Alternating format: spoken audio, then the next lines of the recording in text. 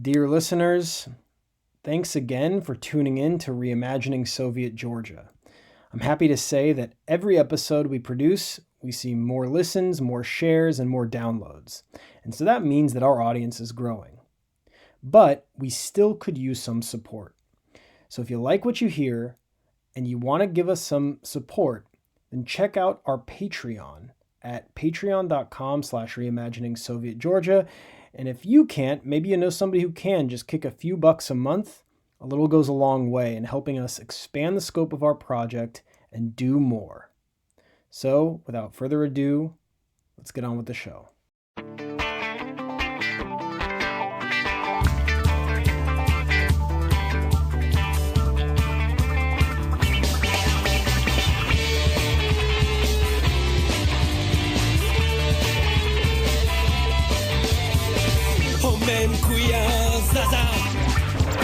Minibus ici chauffer les bars. Olmos dati tetri ertiksa. Vakessa burtalo.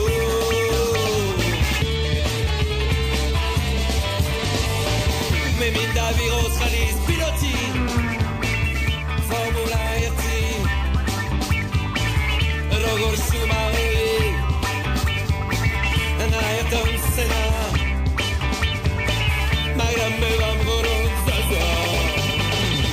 Arminda kaçırma. Arminda kaçırma. Arminda kaçırma. Meminda Darien Skala. Cavicere tu seriva? Mon bob serti gogana.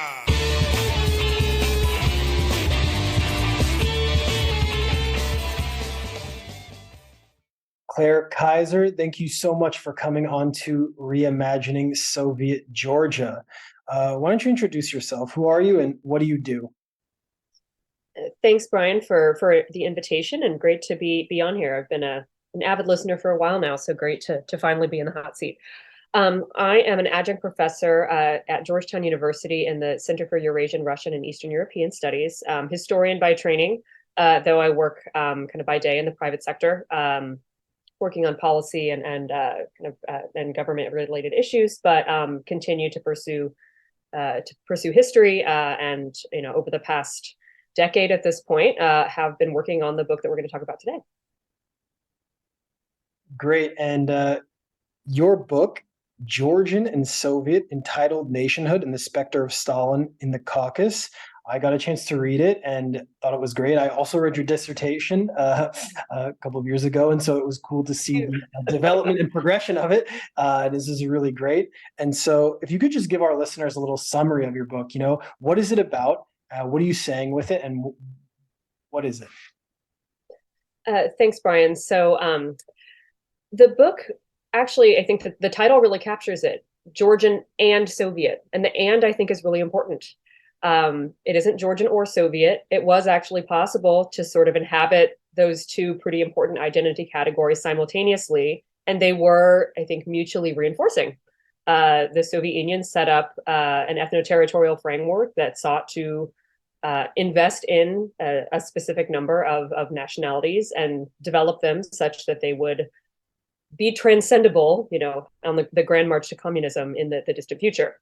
Of course, in reality, what happened ended up being quite different. But in the 70 years of the Soviet Georgian experience, that doesn't mean that those institutions and that framework kind of left or didn't leave their mark, so to speak. I think the book in general is very much looking at what that "and" included in that 70-year period, but more broadly, not simply making the leap from, the 30s and high Stalinism and what people tend to examine when they're looking at the Soviet approach toward nationality, and then jumping to 1985 when magically everything changes with Gorbachev and the collapse. I actually think that in the post-war period and the post-Stalin period, looking after 1956 in particular, is extremely important in understanding, not only what the policy toward nationality was in the Soviet Union, but what that meant for second and third generation Soviet citizens. What did they do with the policies, the frameworks, the concepts that were elaborated in the 20s, 30s, and early 40s and what did that mean in practice? What did they decide to double down on? What did they decide to kind of discard? And how did they make it work for local contexts? So I think this is a story, I focus on Georgia as a case study, but I honestly think that we need to see more of this for all of the non-Russian parts of the Soviet Union to really understand what this looked like over the 50s, 60s, 70s, 80s, because we really just can't assume first and foremost that the Soviet Union was Stalinism and make that sort of jump from the 30s to the 80s. That doesn't really serve anybody, nor is it terribly historically accurate.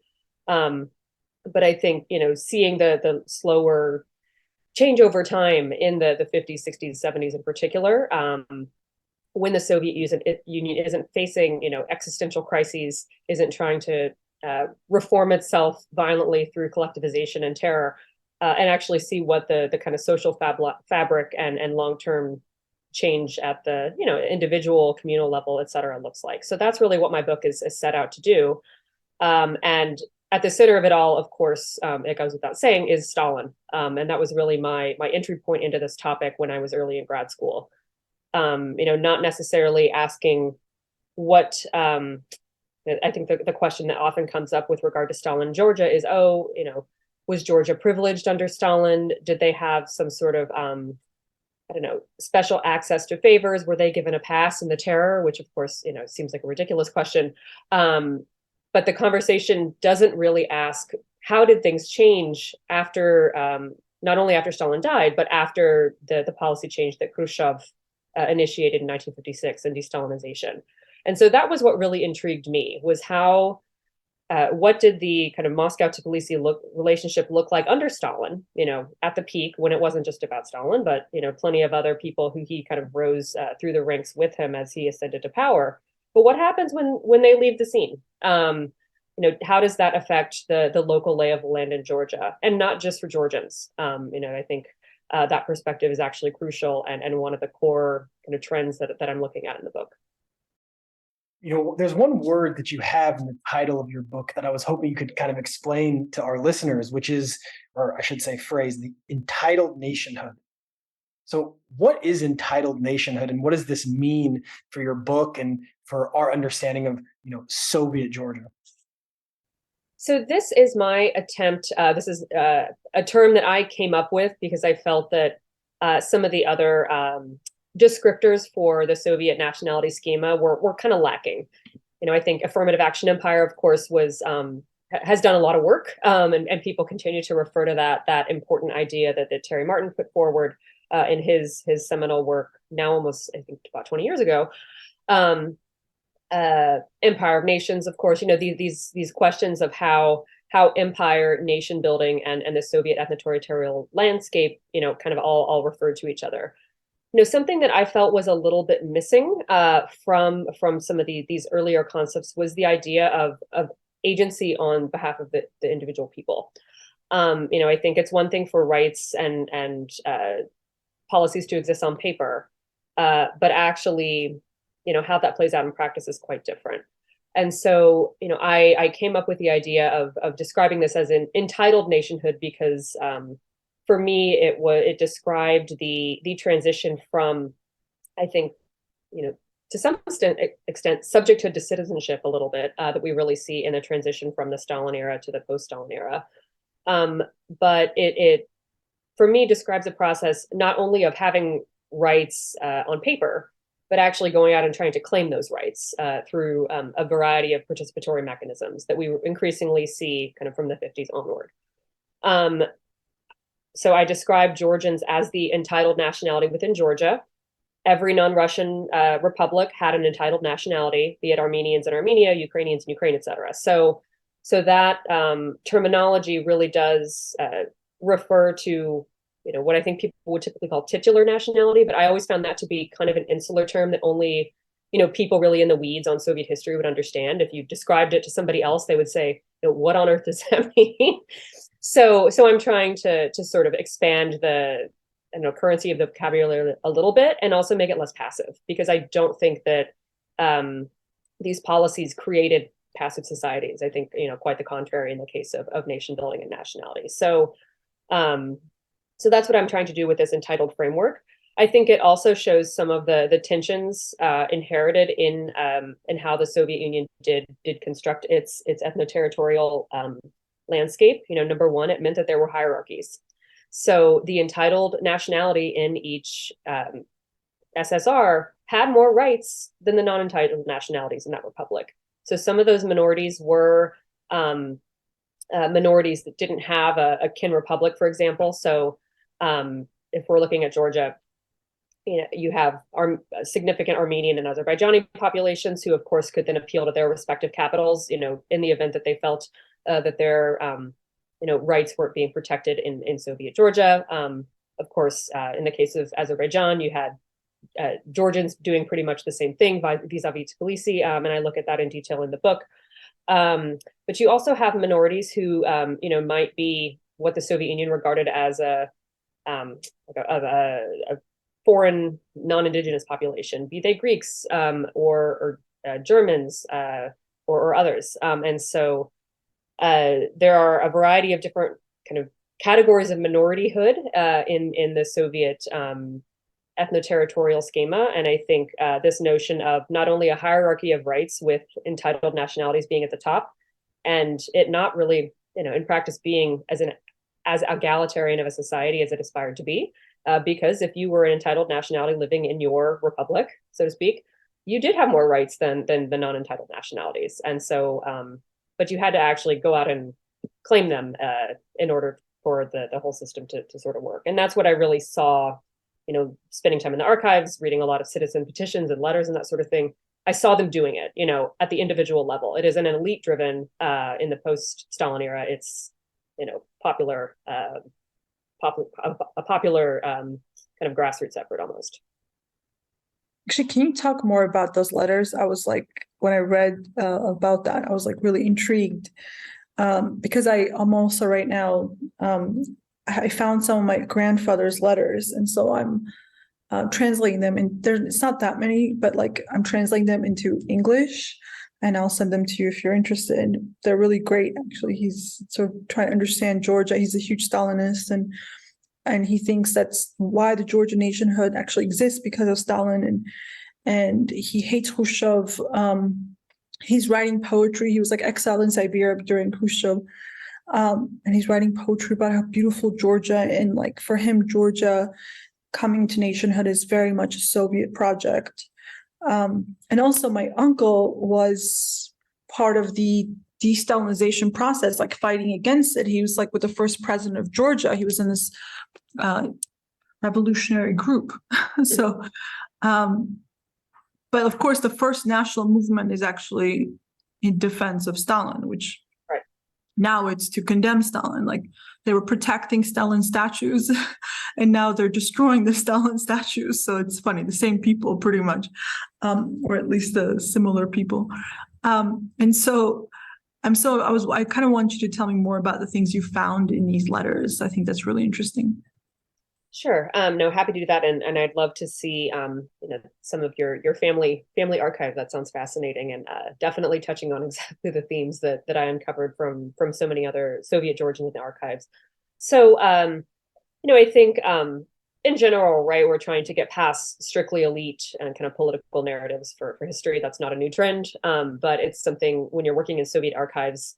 One of the great things about Soviet archivists is they really did try to keep everything, you know, every letter from a citizen to some local official saying that their pension was late, that they need a better apartment, you know, things that seem, you know, they're important, of course, for daily life, but like they seem somewhat, I don't know, quotidian, and not the high drama of Soviet history.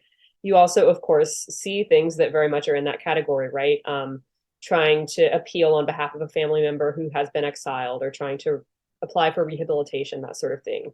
Questioning why a certain group maybe was forcibly resettled to Central Asia and not others, trying to reclaim property. So you have that whole spectrum of Soviet experience kind of captured in the, you know, thousands of caches of letters that are just sitting in Soviet archives. So not unique to Georgia, but for me, that was a great lens to try to look at change over time at the individual level. You know, of course, in some cases you're fortunate and that you're able to kind of find one person who has written multiple times on multiple issues and actually is able to get into a dialogue with the authorities. I would say, there was one kind of figure in particular who I was able to do that with, and he was very interestingly an ethnic Georgian, who was born in the northern Azerbaijan, a province that Georgians refer to as Saingalo. Georgian speakers who are in Azerbaijan, mix of Christian and Muslim populations, but in the 40s, 50s, 60s in particular, there's a really interesting kind of both elite as well as I think civic local level engagement there from Georgia on behalf of these populations, not to mention efforts in various points to claim that this land should rightfully be Georgian, should be returned, et cetera. So there was one figure in particular who just was kind of a self-proclaimed advocate who decides to weigh in with Tbilisi, decides to visit Stalin, and got Charkbiani's attention, really focused on this apparently. His last name was Gamkharashvili. And he was really just extremely, effective on the one hand at bringing attention to this issue, but seeing, since he was writing about this over the course of, 20 years or so, seeing the change over time and how he described, using a combination of, kind of very like Stalinist techniques, as well as Marxist-Leninist theory, as well as how he described developments on the ground and his relation to them. Just being able to chart that change over time and how he was writing about this issue was very illustrative. And when he chose to write in Georgian versus Russian too, that was I think, one of the lucky cases of actually being able to trace change over time in the case of one individual who was focused on an issue that really resonated with the themes I was studying. In most cases, though, they're one-offs, right? Somebody writes a letter, it's hard to say if anybody ever responded to it or what actually happened. So I think, over the course of my archival research in Tbilisi, which, I spent 2011 to 2013 there, the vast majority of that 2-year period, and then went back in 2015 to get a bit more. Those letters really did allow me to get beyond kind of the official sort of elite-driven narratives, I think, to see how people were understanding. They wrote about all kinds of topics, but I was, of course, interested in particular about how they were understanding the national dimension of Soviet Georgia, of membership in the Soviet Union, and that sort of thing, and how they were relating to various kind of vectors of power through writing. And sometimes these were individual letters. Sometimes they were petitions signed by hundreds. We certainly see this in the case of Abkhazia, starting from the 40s, when you have these mass petition campaigns aimed at Moscow and then getting forwarded to Tbilisi with lots of signatories. And so just that as a way to chart longer term developments and changes in how individual citizens and authors are understanding the world around them and what compels them to write. I found that to be a helpful lens. And of course, letters are not perfect, but they're sometimes what they don't include can be more telling than what they do. Some are signed, some are not. Some include detailed biographies and contact information. Others, of course, on more sensitive topics don't. So put all of those pieces together if you read enough of them. And I read, I don't know, several hundred, if not more, in those few years, and was able to really, glean quite a bit to chart this change over time that I've been talking about in my book. Yeah, one of the things I think your book does really well is that it really tries to show this picture of Soviet Georgia as like not something that should be understood in pure black and white terms. And one of the, I guess, ways that you do that is by, and you kind of just mentioned this, giving agency in the story to actors and people that sort of maybe oftentimes don't have it, whether it's through the local, small individuals who are writing letters, but in a bigger sense also like giving the agency to build the Soviet Union to Georgians, and one of the things that this does then is breaks down maybe the more traditional or popular understanding of like a periphery and an imperial center of the Soviet Union.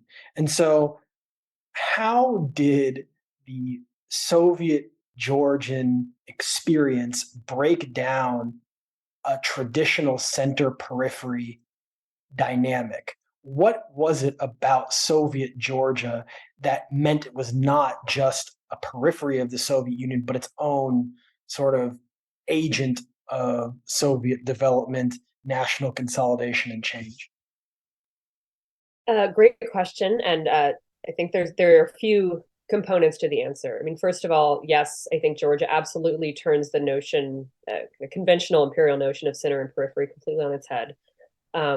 Definitely in the Stalin era, but not only in the Stalin era. I think first and foremost, the fact that you have a cohort of not only ethnic Georgians, but I think native Caucasians. And so, I would include, of course, Mikoyan in this. I would include even Sergei Kirov, a group of Bolsheviks who cut their teeth in the Caucasus. Many of them were indigenous Caucasians, but who end up kind of after the 20s rising to power in Moscow and are running everything.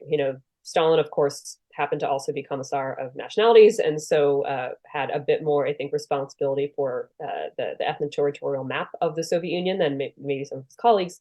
But I think you have this group of people from the Caucasus or who had significant experiences in the Caucasus, really pulling the levers of power pretty early on in the Soviet period, in some of its most formative years.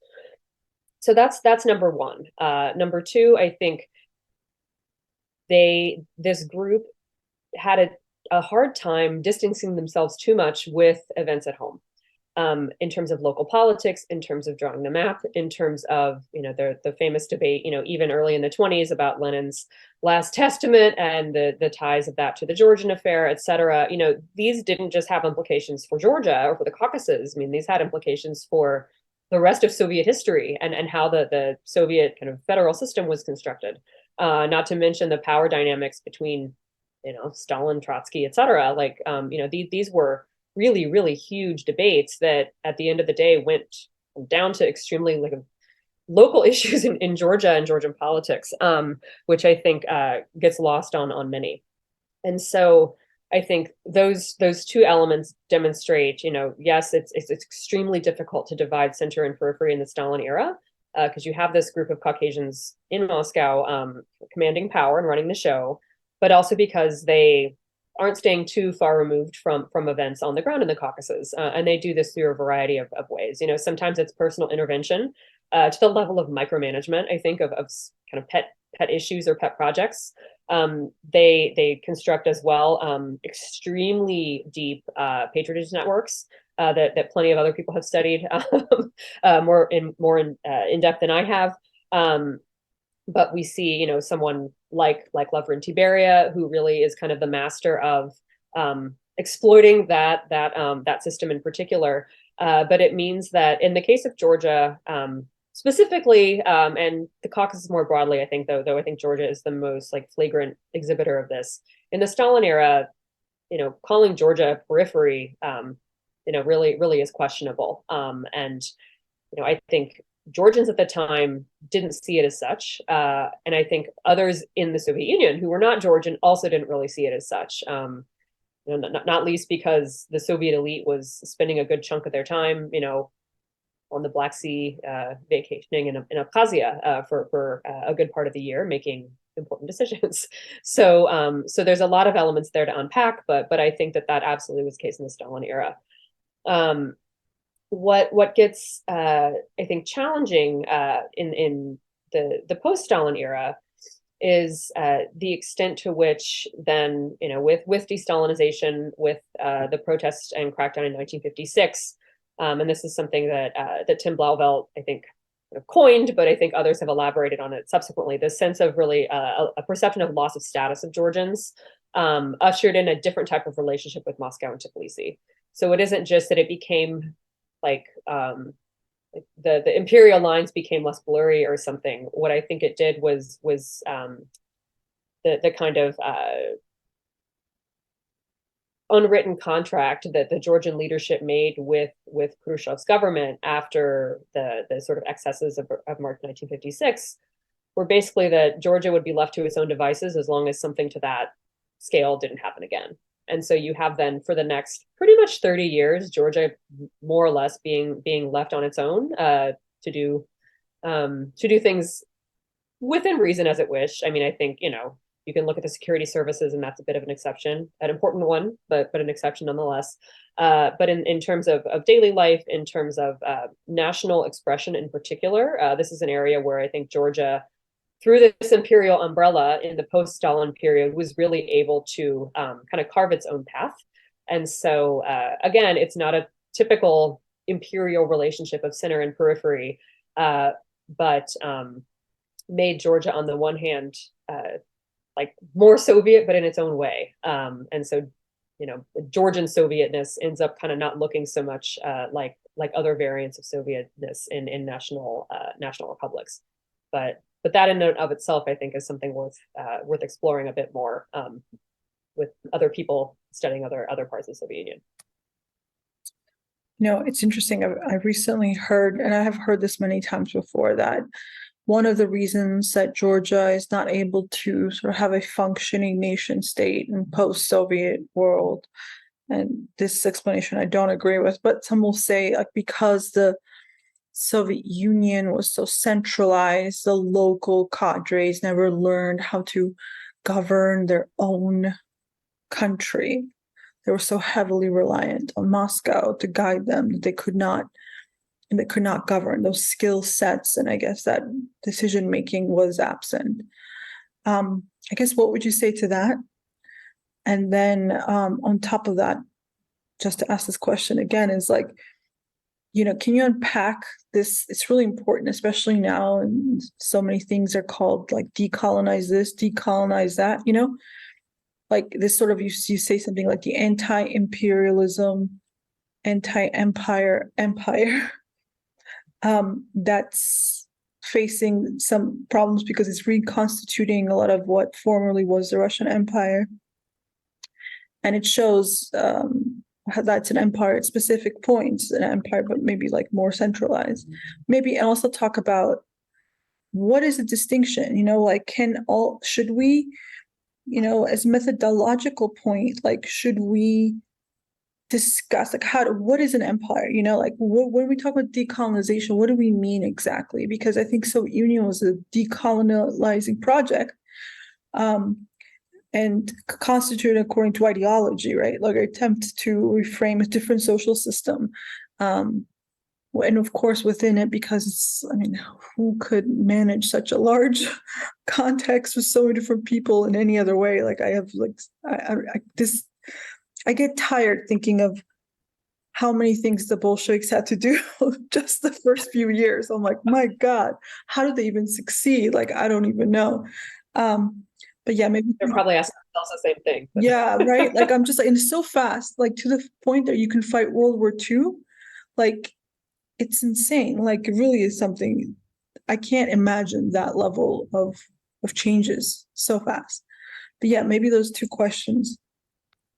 So it's a lot to unpack. I'll start with the first one. I actually think is a bit easier. So I absolutely disagree with the notion that the Soviet Union left, I guess, I don't know, post-Soviet states without the political, institutional knowledge to be able to govern.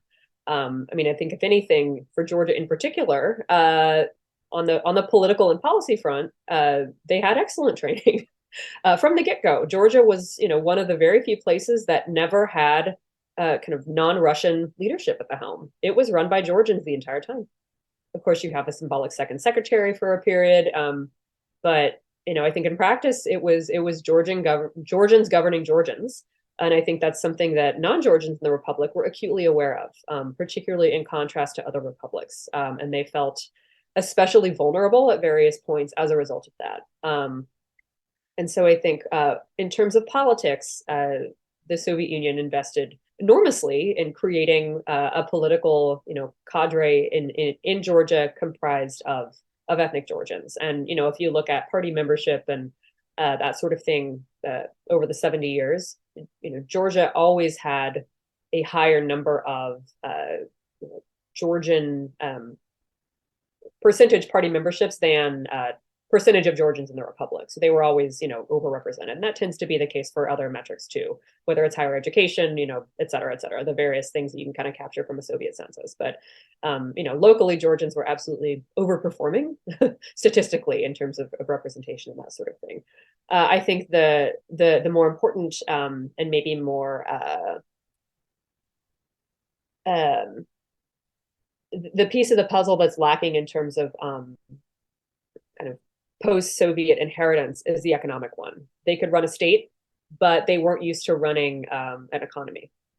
And so Georgia had the luxury of being kind of being one of the capitals of luxury goods in the Soviet Union. They had a clear market for these products, whether it's wine or tea or tobacco or citrus or other things too that were less, I think, less desired but still important.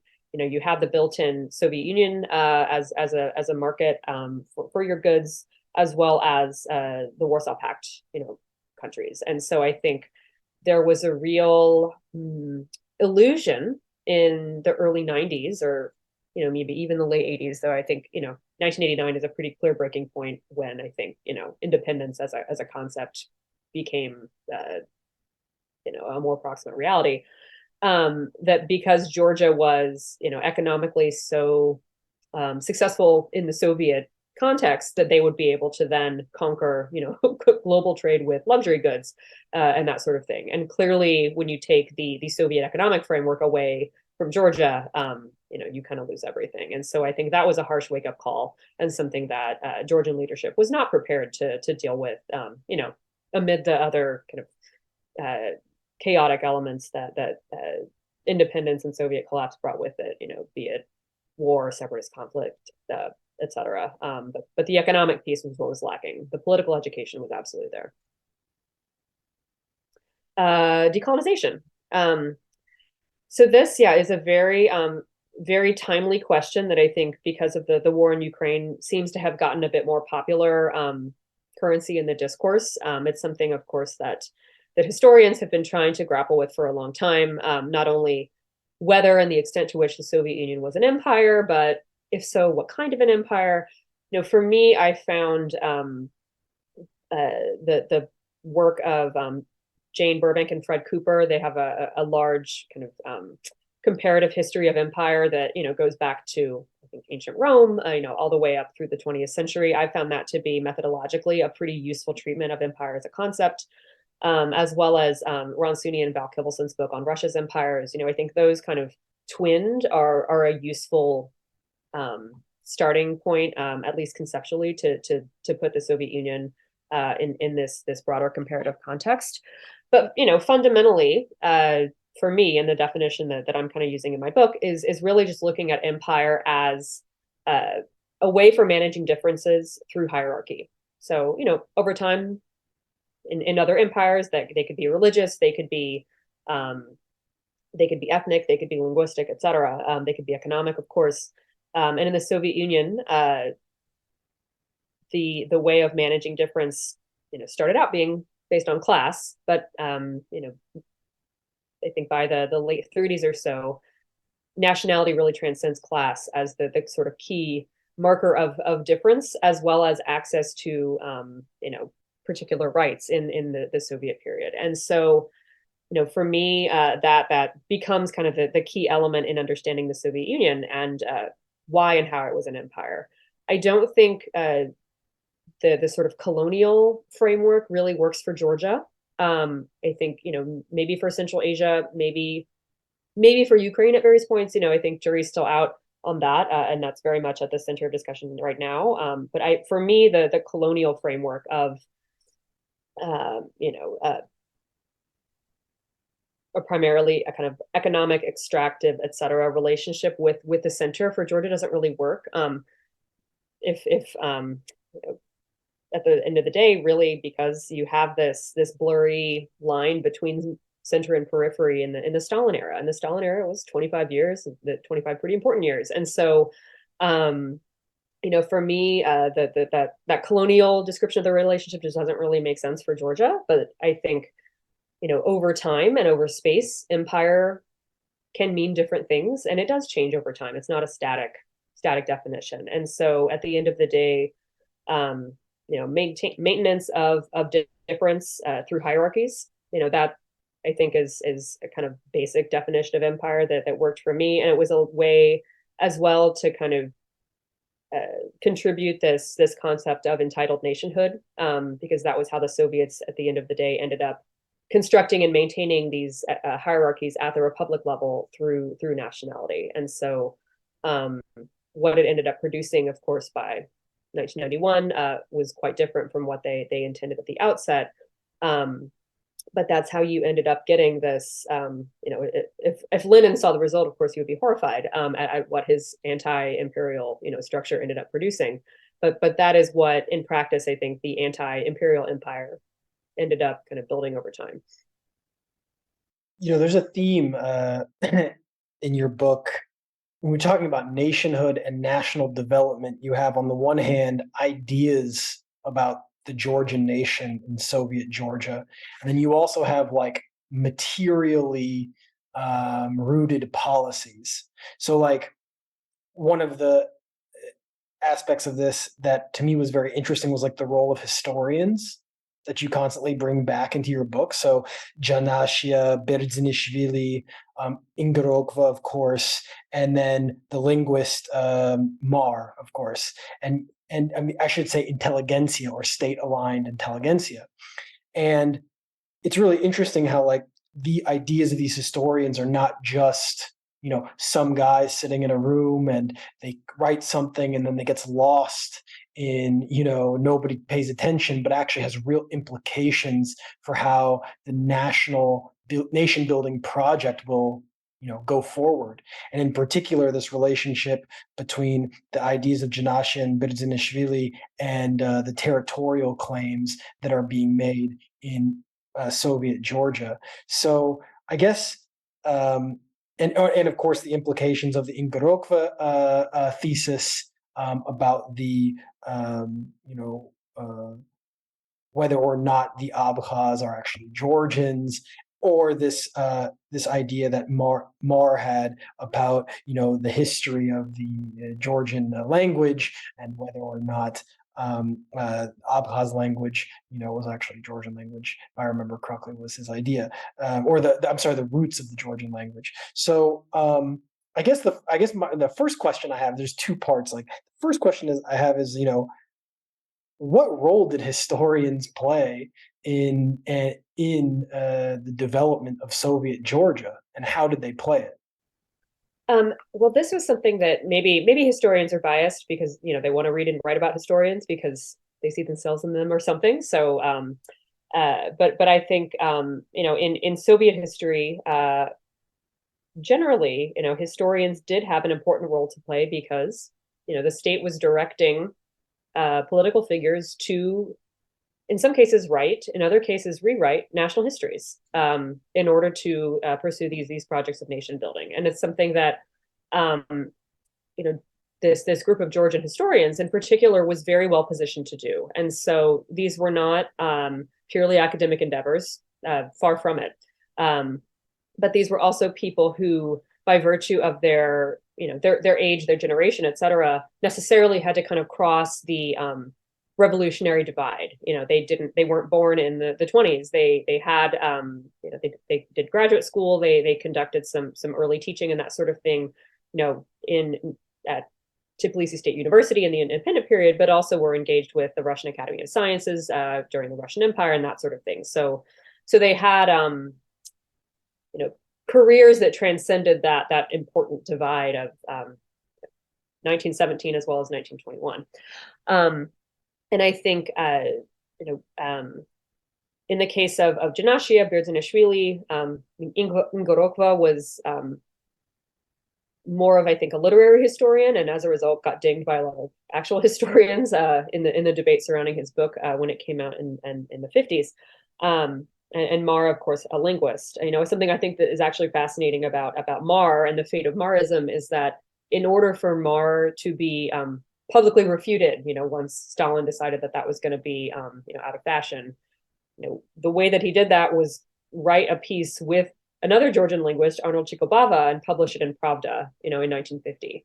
So, he's using, again, these like very local sort of academic debates, inserting himself in them and, conveying that to a broader Soviet audience, which I think that the significance of that probably escapes many, but for anyone engaged on the Georgian side of things, it kind of goes to show where Stalin was in the, level of engagement to the extreme of like micromanagement in some of these issues.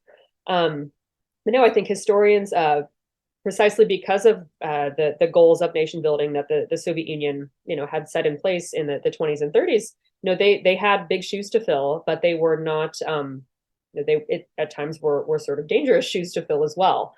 You could see how closely the highest levels of Soviet power were engaged in these projects. I have in my book this fascinating vignette from Berdzanishvili and Charkviani, where they published this new Soviet Georgian textbook, kind of marketed, I think, more toward kind of a high schoolish audience or so, that covers the ancient times up to the 19th century. So it doesn't get into the question of revolution, of the 19th century incorporation of the Russian Empire, et cetera, but everything else, golden age, previous eras of statehood, et cetera. A history that I think all Georgians would be familiar with. It came out in 1943 when Stalin admittedly was probably occupied with other things, be it Stalingrad or otherwise. So late 1945 rolls around, he calls Berdzanishvili, Charkviana, and Janashia to his dacha in Abkhazia for a weekend of revisions and line editing to get Stalin's take on the extent to which Agmashnibeli should be, emphasized more, and how to actually describe Tamar Mepe, and, how to deal with the kind of feudal era of Georgia and what the sort of warring principalities meant in the broader, scheme of history and that sort of thing. So, again, December 1945, this kind of early Cold War moment seems like a very interesting time for Stalin to be inserting himself into this, like local historians project. To be fair, at the same time, Berdzanishvili and Janashia are penning this article that you just described, Brian, that would be published in Pravda, but also in Komunisti, the local Georgian affiliate, which made very explicit claims to territories in northeastern Turkey that Georgia was trying to make for itself on the world stage. And if you read that article, which if you haven't, I recommend it. It's in Russian and in Georgian, and I'm sure easy to find English translations. There's very little Soviet in it. It sounds like some pretty committed nationalists who are wanting to return Georgian lands from the Muslim oppressors. It's a totally different vocabulary than what you would expect, given the time and clear blessing of who was permitting it to be published. And I think that episode in particular tends to get kind of consigned as they were just being used as pawns by Stalin and Beria. They didn't really believe this. It's I don't know about that. It goes along with all of their other research and writing, before and after that. The claims they're making are really not in the name of Soviet victory and Marxism-Leninism. It's appealing to a much, I think, different sort of sense of Georgian national identity and kind of great Georgianness. And so I encourage you to take a look at the article itself if you haven't. And they're also doing this through the Georgian Ministry of Foreign Affairs, which is an institutional sort of anomaly that I think a lot of people don't know that much about, but was one of the more interesting things that I kind of encountered in my research that I could talk a little bit about here. But I think it shows the significance of some of these scholars to institutional politics in the late Stalin period that didn't go away after Stalin left. I mean, those building blocks are still in place. But when the Soviet Union helped to construct the UN after the war, they wanted to try to get as many seats as possible. Makes sense for as far as great power politics goes. And so they set up ministries of foreign affairs for all of the SSRs in hopes that they would each get a seat on the Security Council, or at least a seat at the UN. The plan didn't work, and only the Soviet Union, Ukraine, and Belarus ended up getting seats, but they didn't dissolve the MFAs. And so in the case of Georgia, this became one of the vehicles starting from 1945 that they pursued a lot of these kind of nation building policies abroad, to include this land grab that ultimately didn't succeed, but was quite public, not just within the Soviet Union, but externally or abroad. With regard to northeastern Turkey, this was one of the vectors as well that the Georgian government pursued repatriation, and I put that in air quotes, campaigns of ethnic Georgians in Iran. Another, I think, very, very unknown and kind of unusual case that I do chronicle in my book. And, they continue to use that into the 60s and 70s, of course, under the broader MFA structure of the Soviet Union, but pursuing things that might not necessarily always be in concordance with what one would assume as like a Moscow line. And so those are two areas that I think you see the intersection of history and policy, and works by these historians are often included in some of the policy memos and that sort of thing that we're seeing to justify why the Georgians in Iran, how they got there in the first place and why they deserve to return home, or why the Georgians of Saingalo, are being oppressed by the Azerbaijanis and therefore, need some special aid from Tbilisi, et cetera. So the research of these historians is directly supporting, the policy agenda of the Central Committee in Tbilisi, but also this MFA in particular. Sometimes when these conversations are happening about the history of nationhood and national ideas, sometimes we can get so focused on the theoretical debates that we don't see these connections to the actual policy that the state is taking. But I'm also, just to take it further, one point in your book about nation building that I find to be really fascinating are these is the part about urbanization and the development of Tbilisi as a Soviet Georgian Tbilisi for the first time. So Tbilisi became a Georgian city in the Soviet period, and the actual material way that the Soviet Georgian nation was built, not just through articles or ideas, but also through the development of neighborhoods, right? Concrete and material incentives of people who were living in towns and villages outside of Tbilisi, Georgianizing the capital. So I'm wondering if you could just talk a little bit about this process of how urbanization and the expansion of Tbilisi consolidated Georgian nationhood in the Soviet period. I think the Tbilisi case study, and in particular at the neighborhood level, is something that this is one of my favorite chapters in the book. It seemed to be the most kind of fun and unusual to write, and maybe that's why I enjoyed it so much. So the history of Tbilisi is one that I think defies conventional narratives. Historically, of course, it was really a multi-ethnic outpost of empire. Bronsuni and others have written about, in the case of the Russian imperial period, how the city really was, I think, economically and politically run by non-Georgians, namely Russians and Armenians, of course, and what that meant for, kind of the 19th century Georgian burgeoning national intelligentsia, et cetera, and what that meant for, in particular, the 1918-1921 government. I think, the Soviet approach toward promoting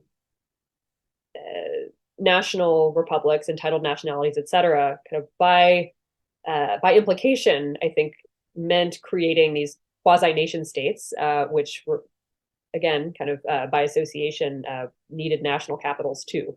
I think that wasn't always an explicit policy, but I think it's what ended up happening in practice, but something that did take several decades to kind of play out. And this wasn't unique to Georgia.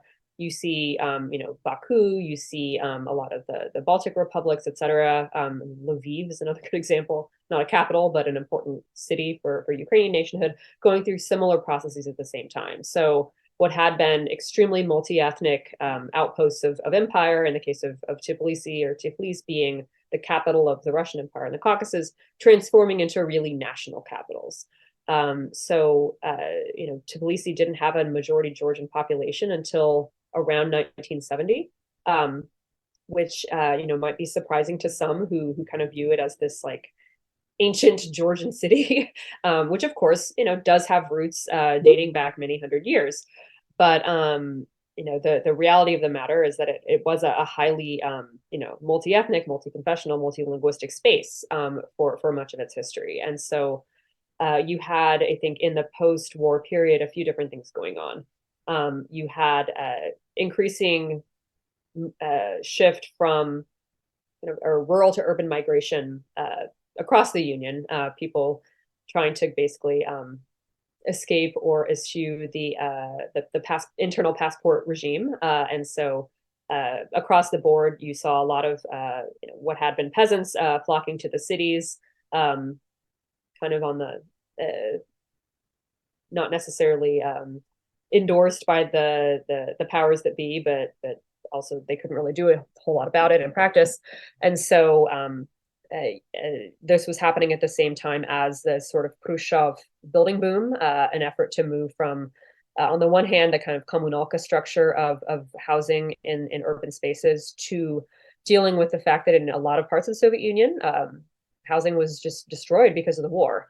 And so, his policy to address that was, to have an apartment for every family, so to speak. And so you have the five-story Khrushchev sort of structure being imported and constructed across the Union, starting from the mid-60s, including in Georgia, of course.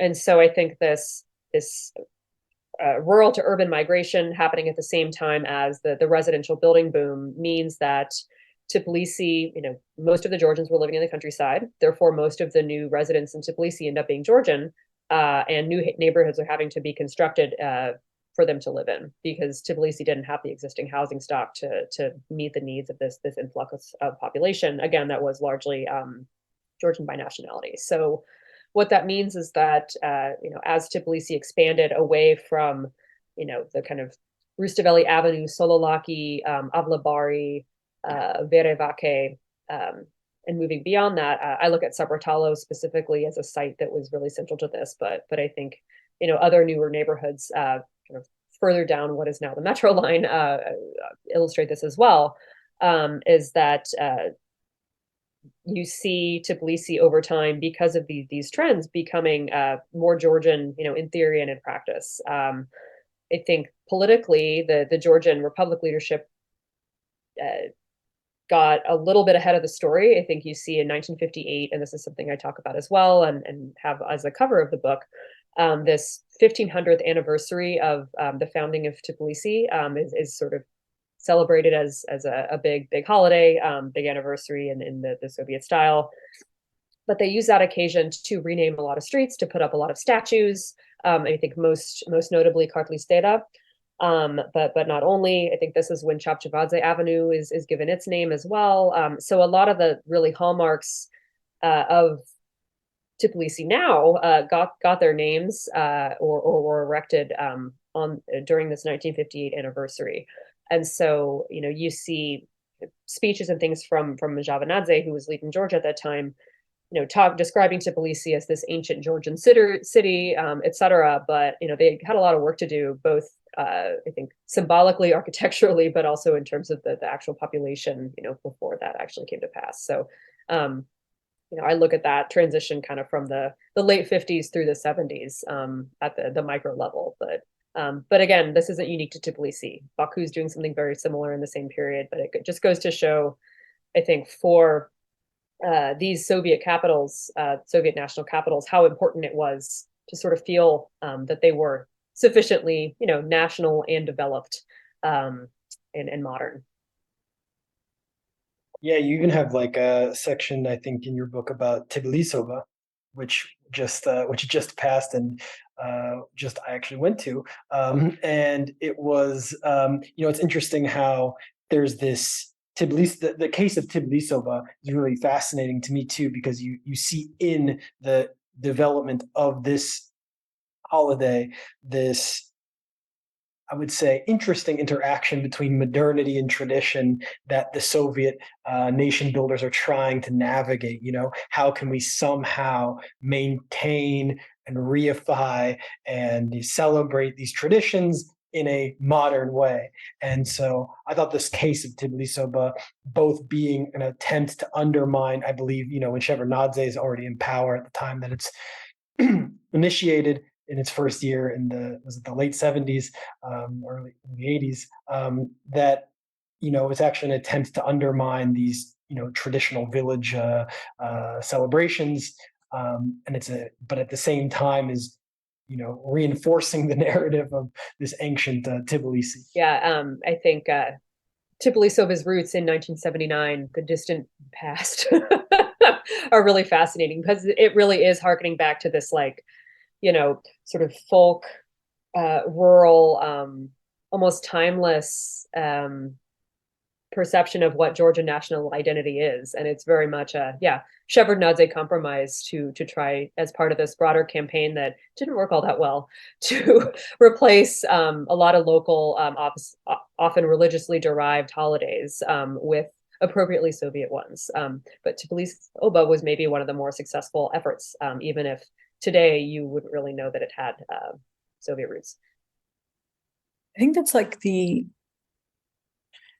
well, actually, I do like a lot of the secular attempts to and different to form different kind of identities besides religious and class, like school class cohorts, like identification with cities and so on. I actually really love those experiments personally.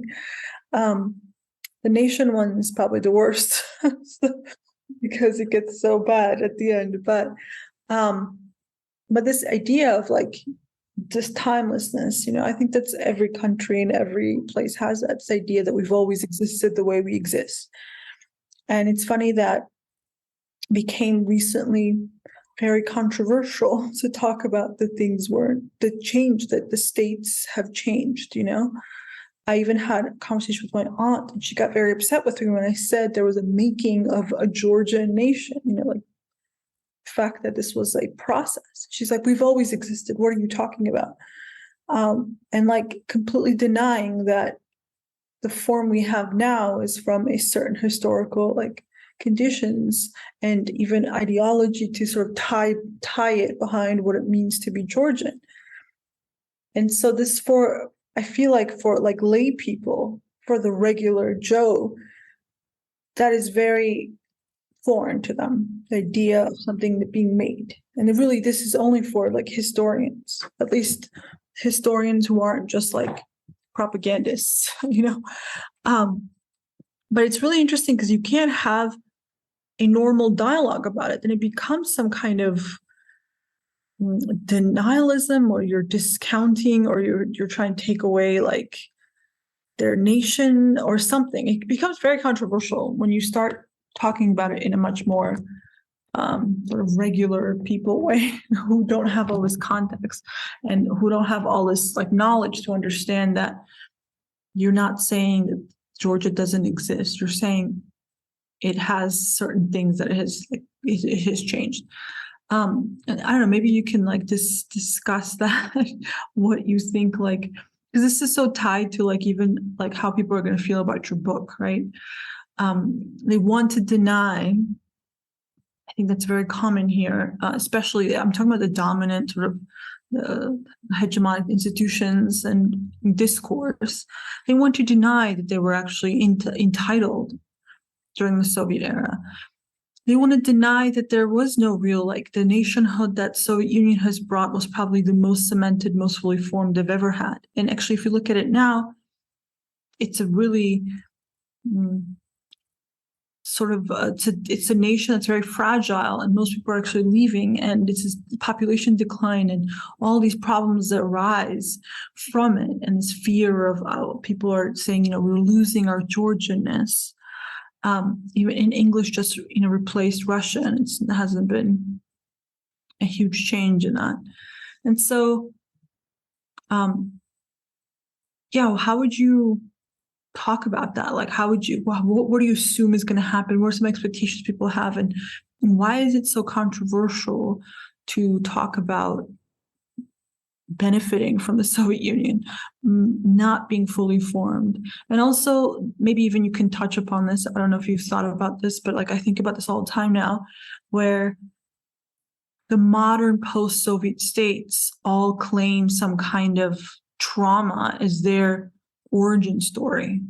Like it's this crazy thing where you have to like say you were a victim of some kind of genocide or victim of something, and that's their whole nation building is like on top of this victimhood. And I think that kind of, and Saakashvili does this, right? By saying like this is Russian occupation, and you actually allude to that, at least in the beginning. I haven't read the rest of the book yet, but like he tries to say this is an occupation. We've exist separately from it because he wants to sort of take part in this, like the Baltic states and all these other states who are claiming trauma, and like recreate this nationhood around the right-wing nationalist basis of anti-communism. So nation as unchanging, as eternal, etc., versus nation as something that is, I don't know, evolving. I think this is an academic conversation that needs more explanation to the public, because I still think in the U.S. and everywhere there really is not a clear understanding of what nation is, how nation state and nation state like are different as categories. In the US, for example, people refer to nation and state, interchangeably, or country as interchangeable. And I mean, in the case of the US, I guess that's technically accurate, but it's not transferable to every possible context. And so I think, generally speaking, these concepts are something that aren't very well understood by most people. Clearly there is a very rich academic discourse trying to untangle these terms, but I do think nation is a political category. It is something that is fluid and contested, and does change over time, and that's why historians are interested in it as an idea. That doesn't mean that it denies that there are longstanding roots, be they linguistic, be they previous periods of statehood, be it religious, etc. It's not denying that those sort of links or roots exist, but I think nation as a political project emanating from the French Revolution and thereafter, it's a fundamentally modern concept.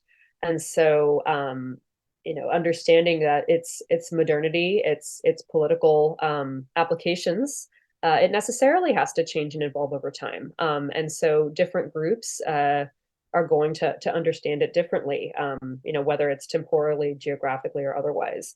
That's not to empty it of its content by just saying, it's all depends on your perspective, or all depends upon the time.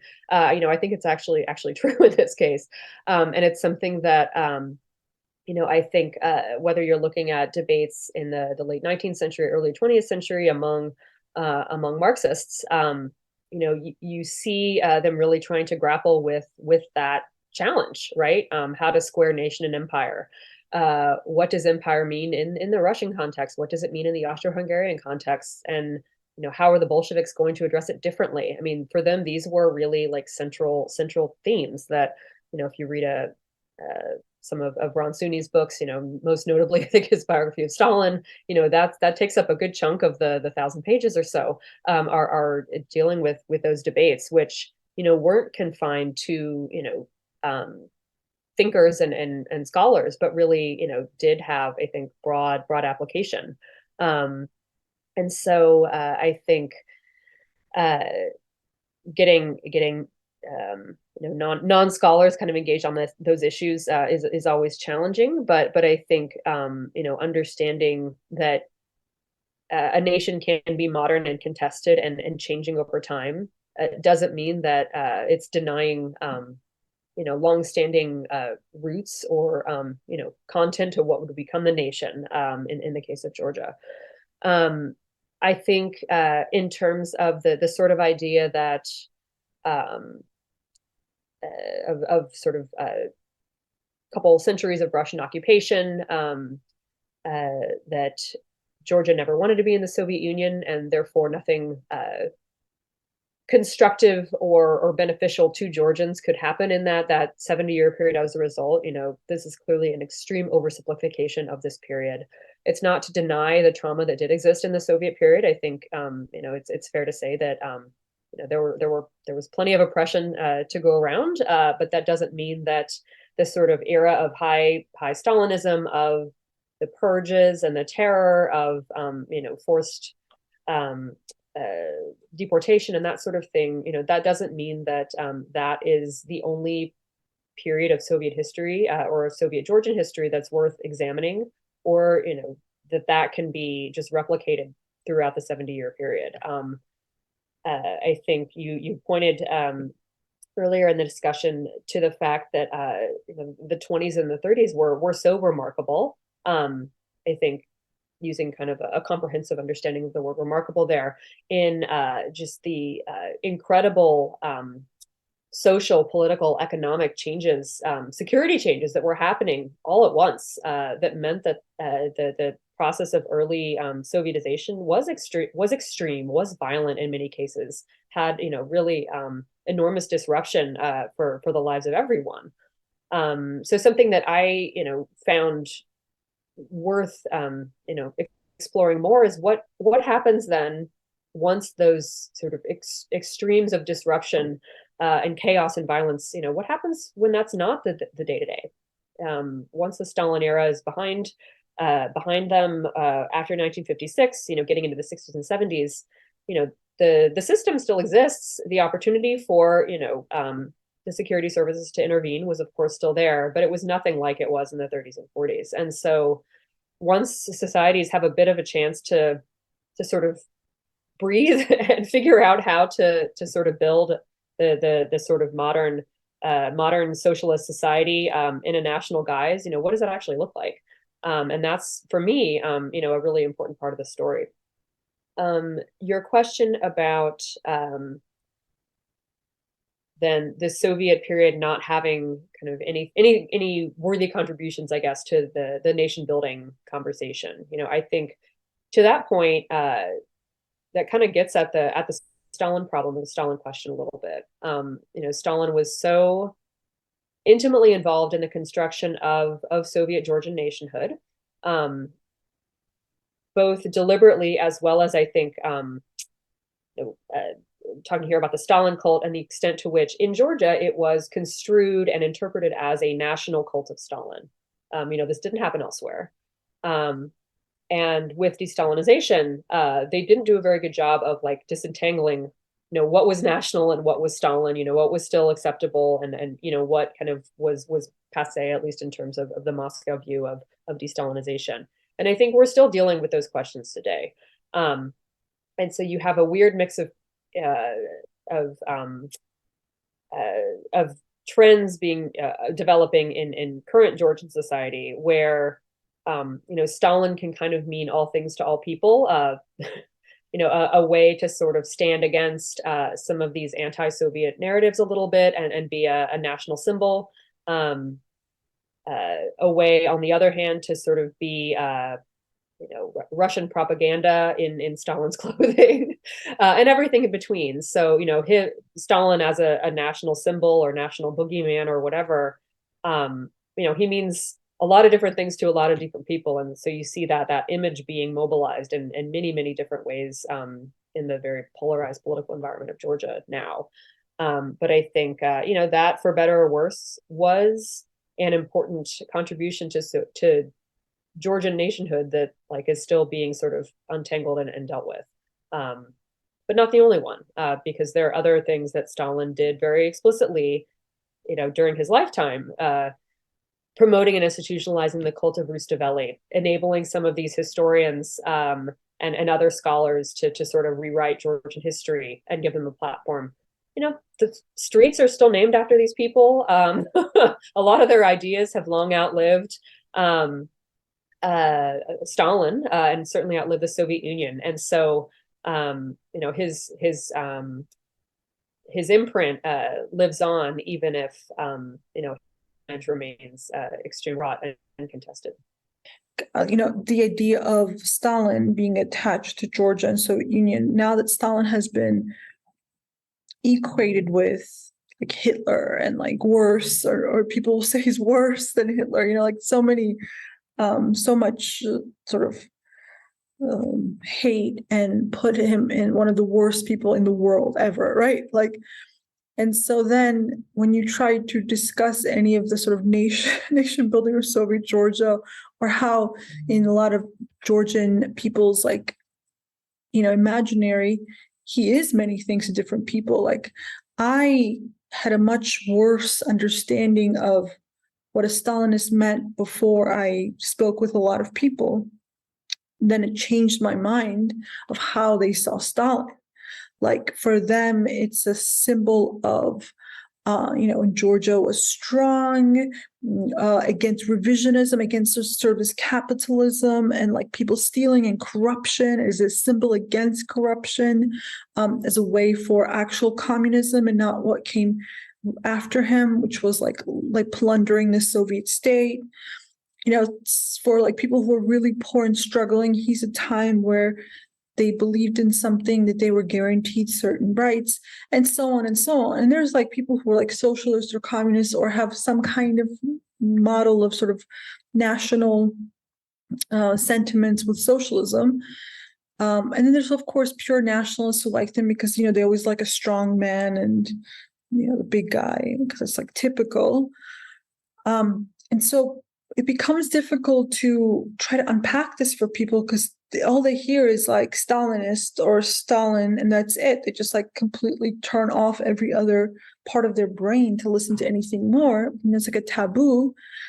And I'm so sick of the hundreds of articles written about Stalin and Georgians that come out every paper every year, a few every year, who don't understand at all any of the context, and will constantly paint as like, oh, these people who are like Stalinists and they're so embarrassing, or whatever, they have mentality, and mocking them and how dangerous it is.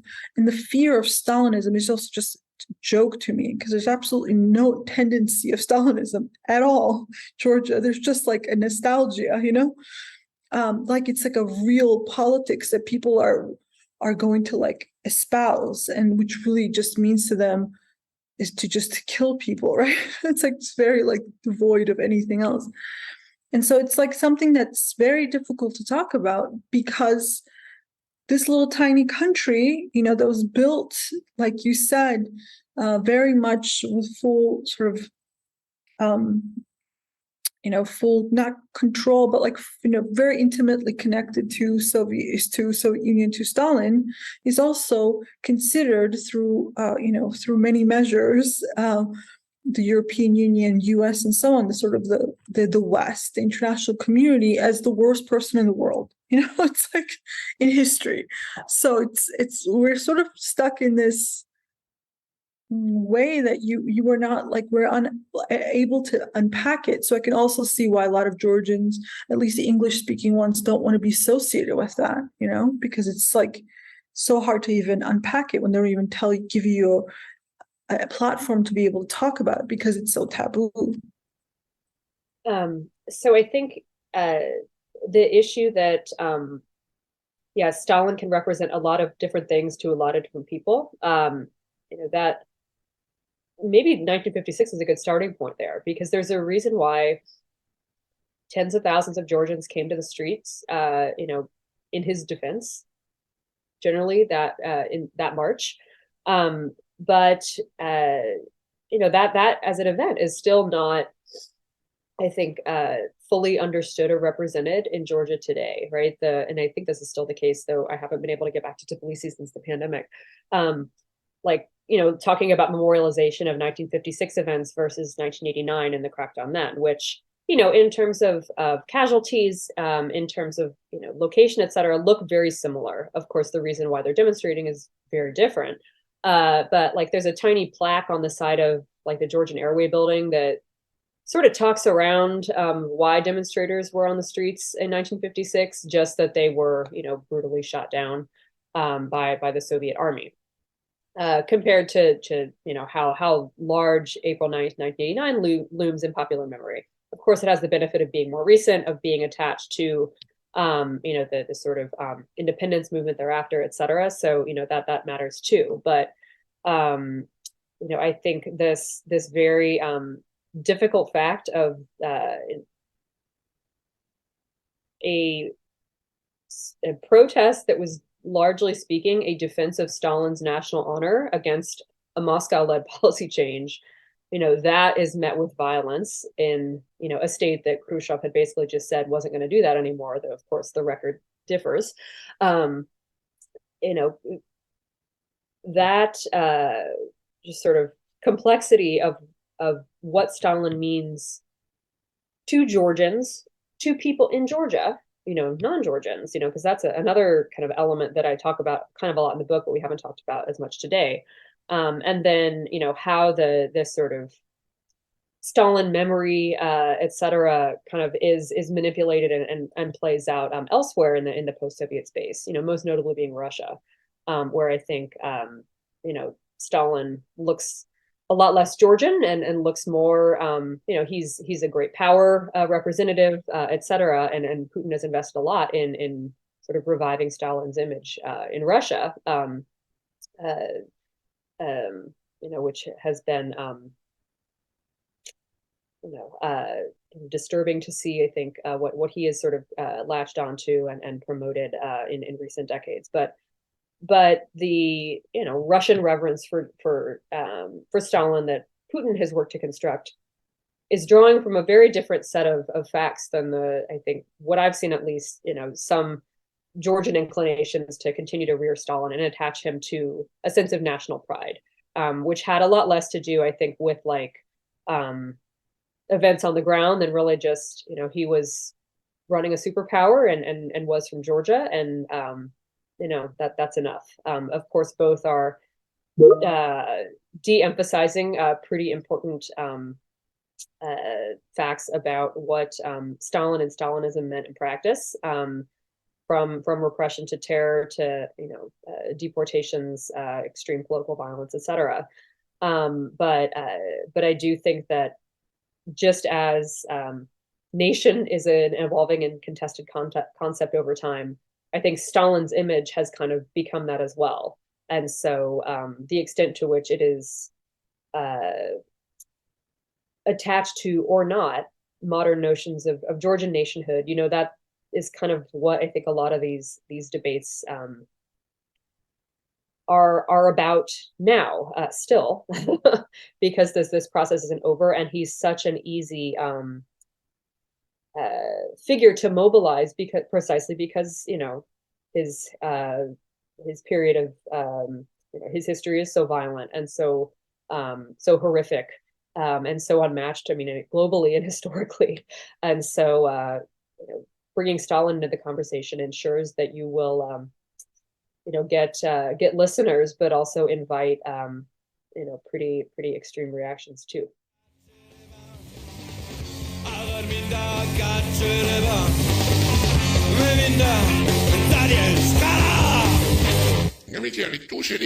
Mon Bob, c'est un petit baby.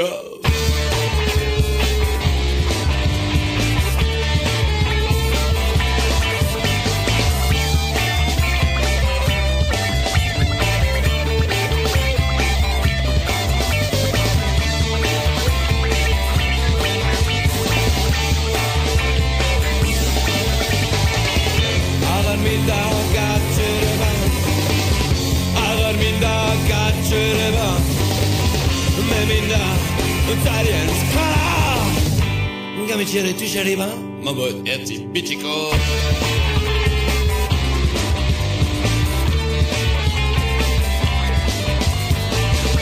Ekrame min da tsarian skara. Rogor fonto ma si spankana. Saviet skara, satita sotita sozatita sormotita samozatita samozit, asamozatita sormotita orazatit.